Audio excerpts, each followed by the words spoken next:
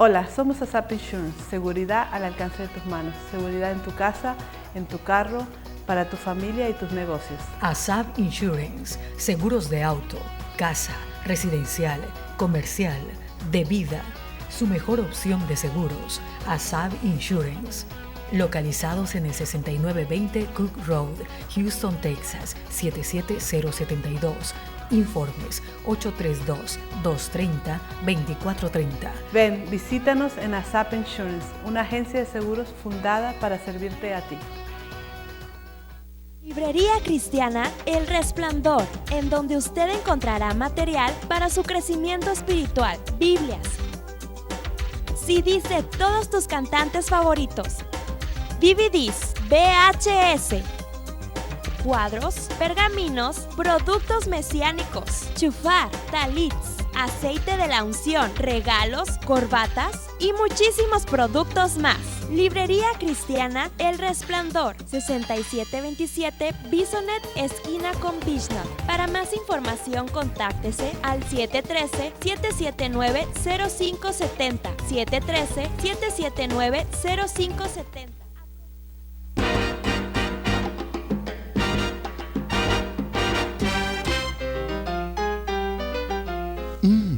La mejor comida y productos salvadoreños solo en Betty's Bakery y Pupusería. Órdenes de pasteles y envíos de dinero a Centroamérica en Betty's Bakery, Panadería y Pupusería.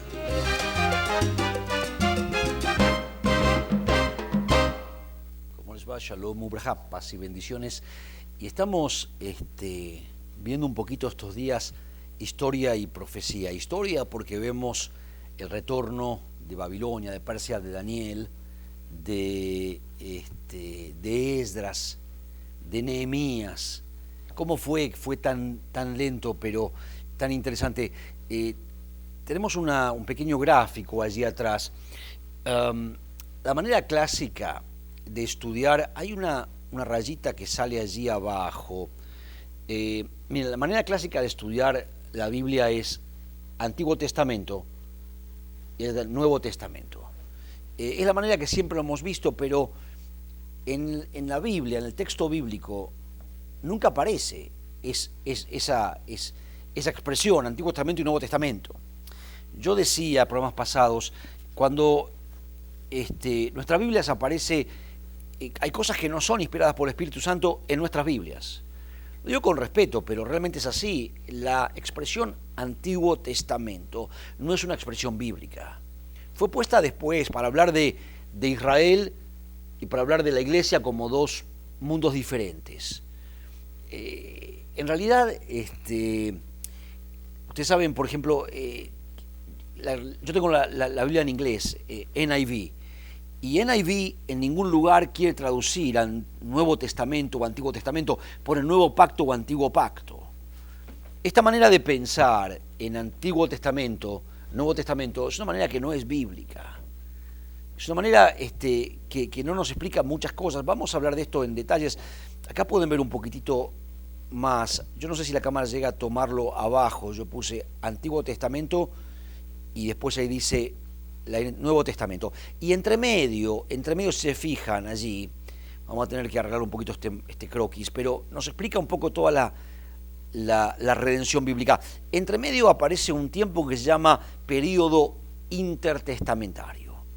Y esa fue la manera clásica de estudiar la Biblia. Esta no son principios bíblicos esos. Es un esquema que se hicieron para justamente decir esto de Israel, esto de la Iglesia. La Biblia no sostiene esa posición. Hay más, incluso en el tiempo de silencio, del periodo intertestamentario, es cuando los griegos conquistan el Medio Oriente. Y en ese tiempo le ponen nombres a los libros de la Torá, del Pentateuco. Y esos nombres son puestos por los griegos en años de silencio, en años que no hay profecía, no son bíblicos.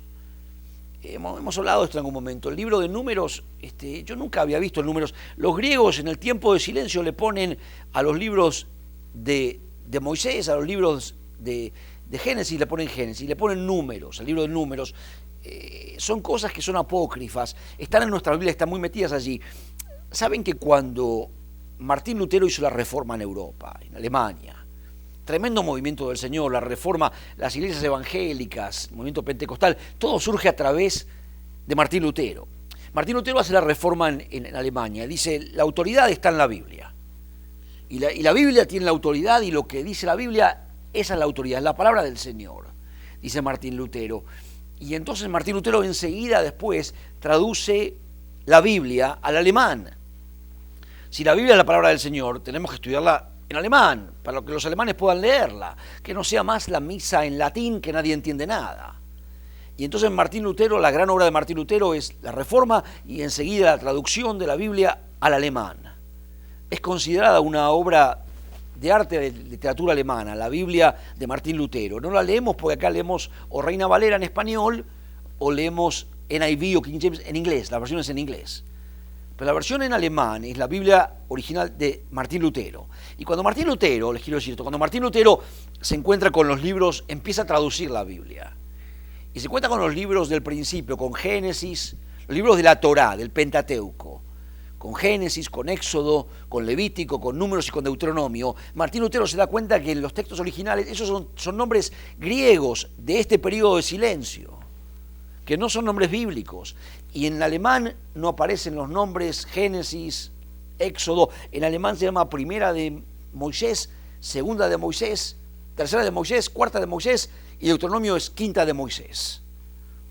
Hay cosas así. Eso es algo que tenemos que saberlo. Nuestras Biblias, esos nombres de los libros son apócrifos. Y esta idea de Antiguo Testamento y Nuevo Testamento es una idea también apócrifa. No aparece así en la Biblia. ¿Cómo aparece en la Biblia?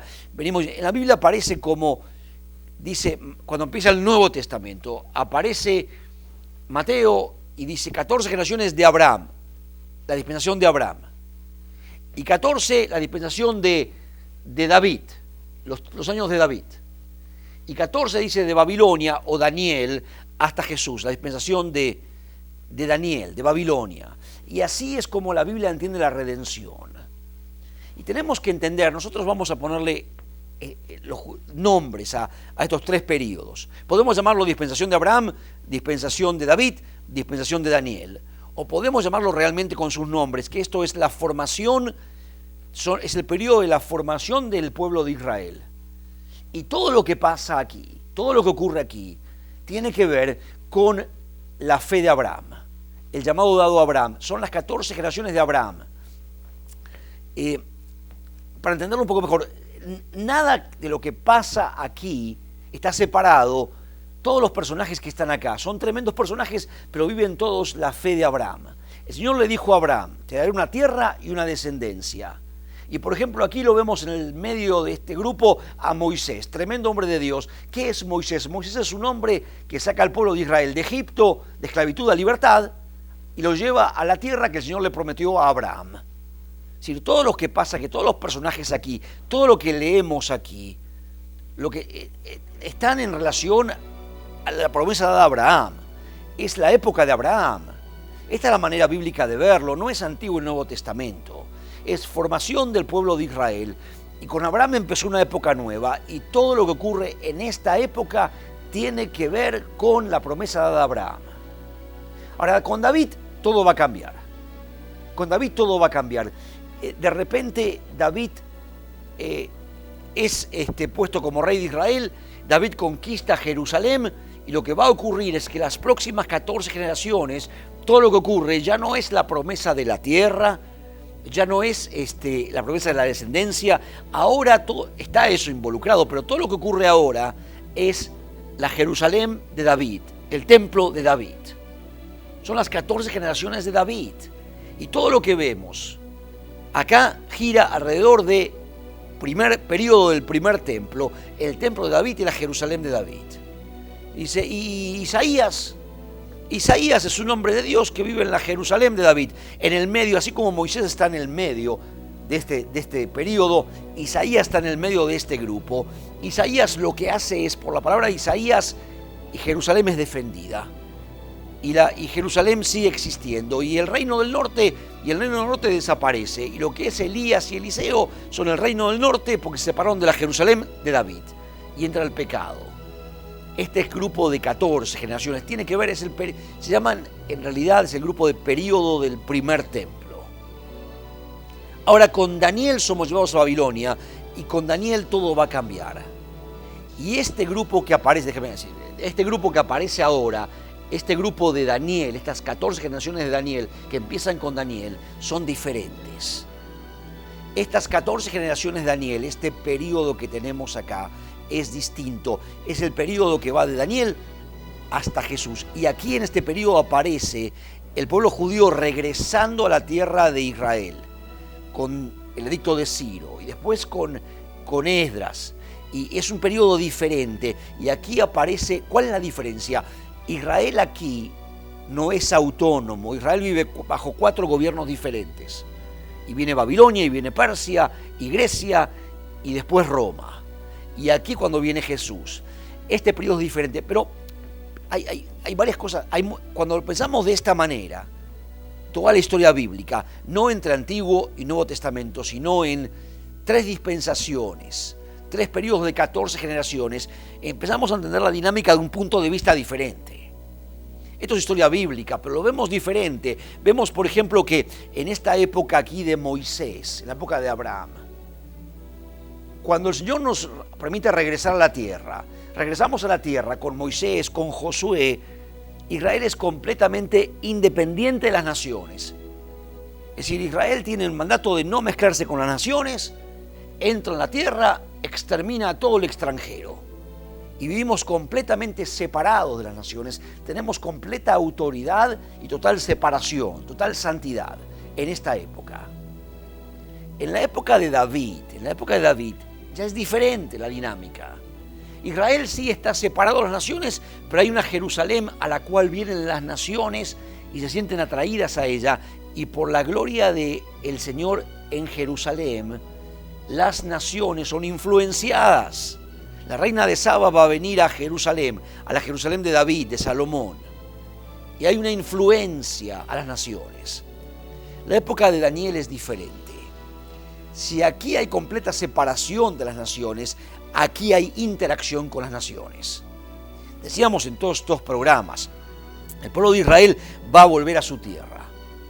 Pero no vamos a volver como en la época de Moisés, con total autoridad. Vamos a volver interactuando con las naciones. El rey de Persia nos va a mandar. Todo lo que pasa aquí es interacción.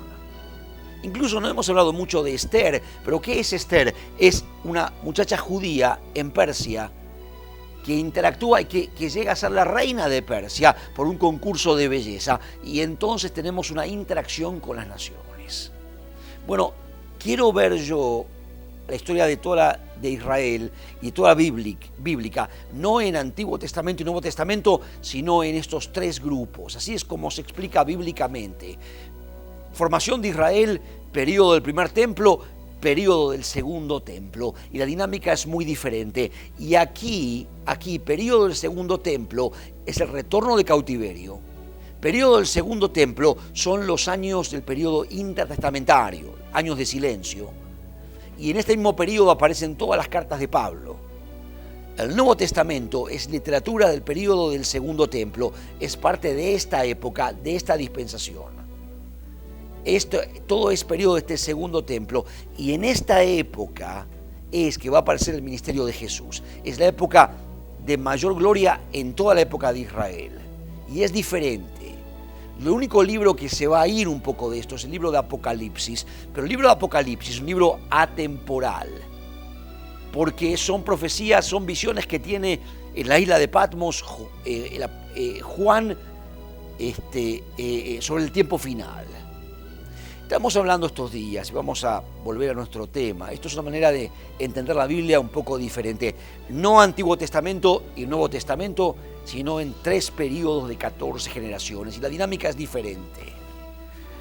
Pero estamos hablando en estos días, estuvimos hablando de este grupo de 14 generaciones. No hablamos ya tanto de la dispensación de Abraham, no hablamos tanto del periodo del primer templo, hablamos ahora de estas 14 generaciones y hablamos de cómo Israel interactúa con las naciones, cómo regresamos a la tierra tras el edicto de reyes persas, de Ciro, de Artajerjes, el trabajo de Esther el trabajo de Nehemías, influyendo también al rey de Persia. Es diferente, es una época muy interesante, es diferente. Y estamos comparando esta época y este retorno con el siglo XX. Porque si el pueblo de Israel volvió y se asentó en esta época, de una manera muy similar, hemos vuelto en el siglo XX y nos hemos asentado en el siglo XX en la tierra de Israel de vuelta. Y este retorno ha sido bien lento. Son como 100 años de retorno. Empieza Daniel con Ciro, el foso de los leones, sigue con Artajerjes, sigue con Nehemías y aparece Esther, y el retorno es bien lento. Y después aparece un periodo de años de silencio, el periodo griego. Daniel habló de esa época del griego, Daniel capítulo 8. Y después aparece la venida de Jesús y el Nuevo Testamento, los escritos, los evangelios son literatura del periodo del Segundo Templo, de este periodo que tenemos acá.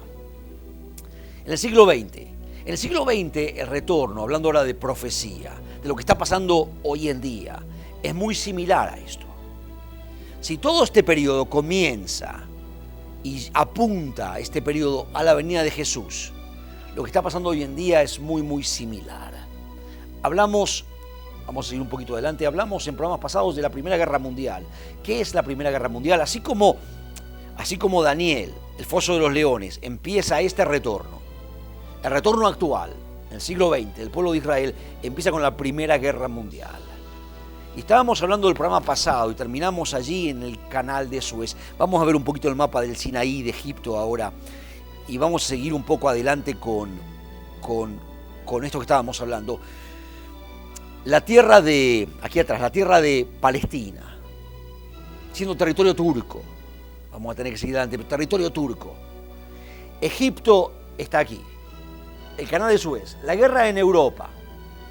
Pero de repente esta guerra es llevada al Medio Oriente. ¿Por qué? Porque Turquía empieza a ser parte de la guerra y se van a encontrar, para seguir adelante y no repetir mucho, se van a encontrar en una guerra, aquí en esto que se llama el canal de Suez, Turquía, que es la que tiene los territorios de Palestina, el Imperio Turco Otomano se llamaba.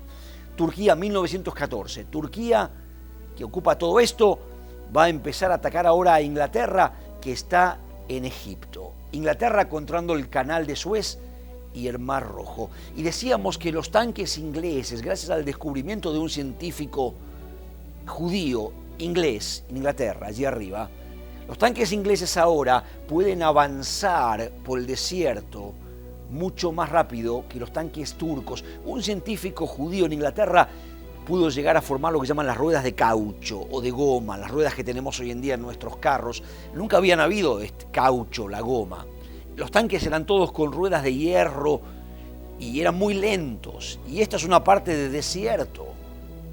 Ahora, en la Primera Guerra Mundial, en Inglaterra, un científico judío en Inglaterra descubre el caucho, la goma, y los tanques ingleses ahora son cambiados, las gomas son cambiadas por gomas de hierro, por ruedas de hierro, por ruedas de caucho, de goma, tires, como las que tenemos hoy en día. Y este descubrimiento de un científico judío hace que Inglaterra venza a Turquía fácilmente en la Primera Guerra Mundial. Inglaterra cuidaba el canal de Suez. Inglaterra tenía posesiones en Egipto, aquí en África, donde estoy yo, y cuida el canal de Suez. Y ahora los tanques ingleses empiezan a avanzar por el desierto del Sinaí. Estos territorios que tenemos aquí, atrás mío, son territorios de la época bíblica. Son territorios en los cuales hacía 3.000 años que no ocurría nada en estos territorios. Jerusalén, Palestina, era toda parte turca, era imperio musulmán, había sido conquistado por los musulmanes en el año 600, en el siglo del 600. Y desde entonces era todo territorio musulmán y los musulmanes gobernaban todo esto. Y era todo territorio abandonado. Los cristianos desde Europa, desde Europa, siempre quisieron sacar a los musulmanes de Jerusalén y nunca pudieron. Europa está allí atrás y arriba. Y la Primera Guerra Mundial, por lo que hemos venido explicando, se encuentra en una guerra ahora Inglaterra cuidando el canal con Turquía. Y Inglaterra nunca había peleado una guerra en territorios bíblicos, los territorios del Sinaí. Pero ahora, por esto que está ocurriendo en la Primera Guerra Mundial, Inglaterra empieza a avanzar sobre la península del Sinaí y los tanques turcos son vencidos fácilmente porque Inglaterra, con las ruedas de goma, puede avanzar mucho más rápidamente. E Inglaterra ahora vence a Turquía y empieza a pasar por el desierto del Sinaí. Para los soldados ingleses esto era como volver a los territorios bíblicos. Inglaterra es un país protestante, había traducido la Biblia al inglés, es un país que conoce bien las Escrituras y estar luchando una guerra en territorios del Sinaí era apasionante para ellos. Pero Inglaterra empieza a avanzar contra Turquía. Si la guerra que había empezado en Europa había entrado en Asia, en el Medio Oriente, y ahora estaba siendo parte de África, porque Egipto es parte de África, y ahora es una guerra mundial. Lo cierto es que hay un general británico, Allenby, que empieza a avanzar por el desierto del Sinaí, pero a él no le interesa tanto el desierto del Sinaí. Turquía no lo pueden detener, a Inglaterra, a Allenby, y Allenby empieza a avanzar y ahora entran, en la Primera Guerra Mundial, Inglaterra entra en Palestina. Palestina desde los años 600 era territorio musulmán. Los judíos habíamos sido echados de ahí. Al final del periodo del Segundo Templo, en el año 70, los judíos habíamos sido echados de Palestina. No había más judíos. Bueno, el Imperio Romano conquista Palestina y al principio es un territorio pagano. Jerusalén se la va a llamar como Elia Capitolina por los dioses capitolinos de Roma, pero después el cristianismo conquista Roma y estos territorios son territorios cristianos durante una cierta cantidad de tiempo. El cristianismo está en Egipto, estamos acá en Egipto, están algunos de los padres del cristianismo, allí hay una biblioteca en Alejandría, aquí en Egipto, y hay algunos concilios históricos de los primeros años del cristianismo son hechos en Egipto. Y la iglesia tiene cierto dominio sobre estos territorios hasta que nace el Islam. Esto fue territorio fue territorio del pueblo de Israel. Después la iglesia cristiana los dominó durante un tiempo, pero cuando el Islam nace en el año 600, conquista todo el Medio Oriente y nunca más hubo presencia cristiana, dominio cristiano del Medio Oriente. Pero siempre los cristianos de Europa querían volver a conquistar Jerusalén, la Galilea, el territorio de Jesús. El Señor no va a volver a una Jerusalén musulmana, a una Galilea musulmana. Son territorios importantes, eran territorios que desde el año 600 hasta el 1914, Primera Guerra Mundial, fueron territorios musulmanes. Y de repente ahora, como que casi sin querer, un conflicto en Europa, Turquía e Inglaterra se encuentran en el Medio Oriente y ahora Inglaterra empieza a avanzar y empieza a avanzar, sí, por el desierto del Sinaí. Y de repente en Inglaterra se empiezan a hablar de todas las historias de Moisés andando por el desierto del Sinaí. Los soldados ingleses llegan en la Primera Guerra Mundial al monte Sinaí, allí al sur. Pero Inglaterra empieza a avanzar y entra en Palestina. Y entra ahora en los territorios bíblicos. Y en la Navidad, antes de 1917, la Guerra Mundial es la primera, del 1914 a 1917. En la Primera Guerra Mundial entran los ingleses y conquistan a Jerusalén. El general Allenby entra en Jerusalén. Y dicen, finalmente hemos echado a los musulmanes de Jerusalén, hemos liberado a Jerusalén y le dedican a Jerusalén a la reina de Inglaterra, a la corona británica. De repente, en la Primera Guerra Mundial, uno estudia la Primera Guerra Mundial como un conflicto europeo. Vamos a ver un minuto, Marvin, el mapa de Europa, si tenemos por allí. Uno lo estudia siempre como un conflicto de Europa. Sin embargo, al Turquía haber entrado, es un conflicto ahora de Europa y de Asia.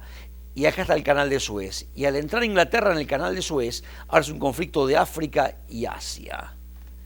Y ahora Inglaterra empieza a entrar y toda la parte sur, todo lo que es Palestina, empieza a ser dominio británico. Y lo que ocurre es que ahora, casi sin querer ahora, Palestina deja de ser musulmán y empieza a ser británica. Y terminó lo que llamamos el periodo turco, los años turcos, y ahora empieza el periodo británico. Por este descubrimiento de las ruedas de goma, del caucho, que yo les contaba de los que le dio la victoria realmente a Inglaterra, por este descubrimiento de Weizmann, de un científico judío que permite a los tanques ingleses vencer en la Primera Guerra Mundial, es que ahora Inglaterra empieza a permitir la entrada a los judíos en Palestina.